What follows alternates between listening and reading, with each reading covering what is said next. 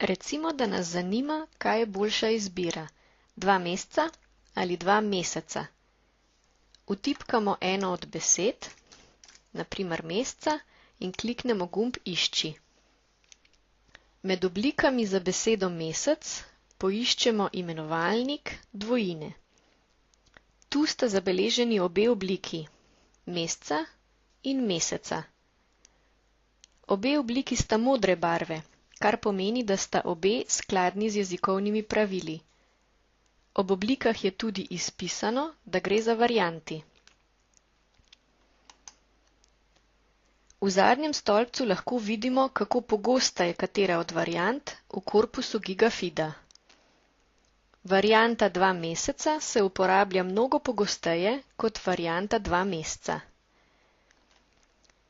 S klikom na številko si lahko primere v korpusu tudi ogledamo in ugotovimo, na kakšen način se posamezna oblika uporablja.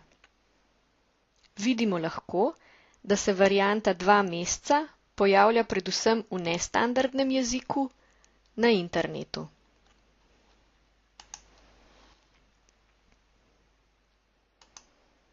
Meseca pa se pojavlja tudi v časopisih in revijah.